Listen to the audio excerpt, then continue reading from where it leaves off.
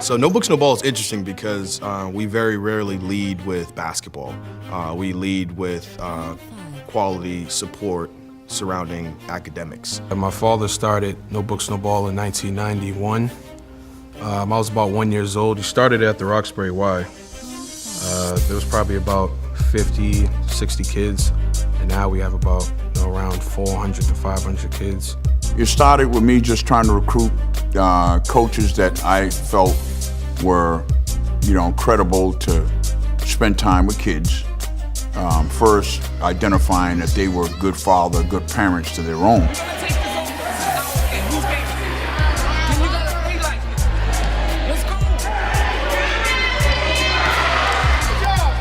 One of the amazing things about No Books, No Ball is just the access to quality.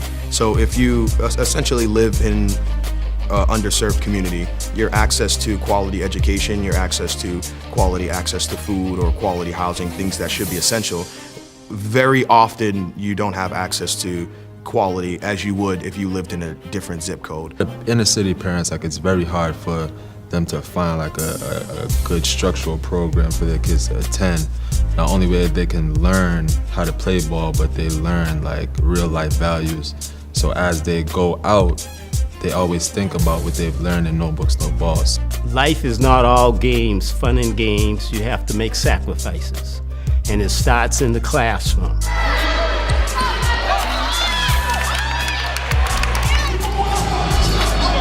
The student athletes have to submit their report cards quarterly, and if they don't make the grade, they don't play.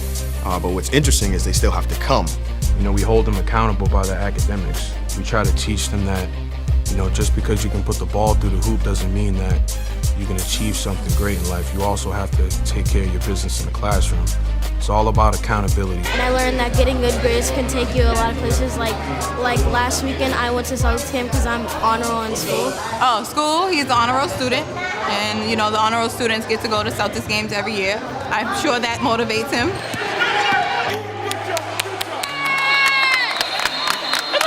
That's probably the most encouraging thing when I run into a student athlete, or we kind of turn on the TV and see one of our kids playing Division I basketball, and then a blurb on the bottom of the screen pops up and says that kid has a 3.5 GPA. I think the 3.5 is way better than the kid, dunking on somebody. A lot of people don't know me off the court, so to have this accolade is great. And people know that I am a true student athlete, and I'm working hard in class and on the court. I just talked to a parent a few minutes ago that had a son play here 10 years ago. And she's telling me, giving me his history of what he's doing now. He's playing college baseball now, and he's doing some special things.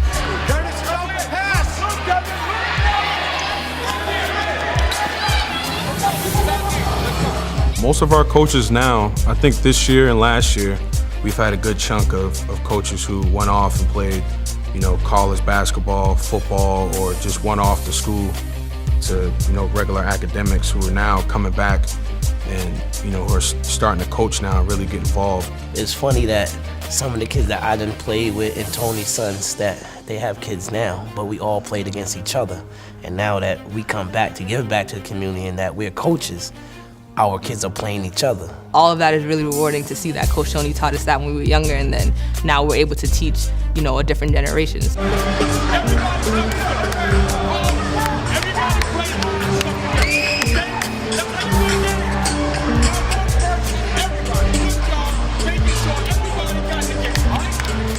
Over the next 5 to 10 years, building out a strategic plan to really go deeper with the academic support.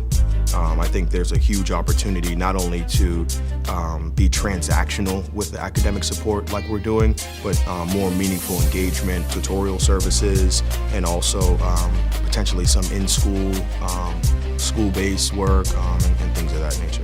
It could be a way bigger. The only issue with Boston is that we gotta find a place. We gotta find a place that's gonna be able to suit all of these kids. I turn away 100 kids a year. And that's because of financial reasons as well as capacity reasons.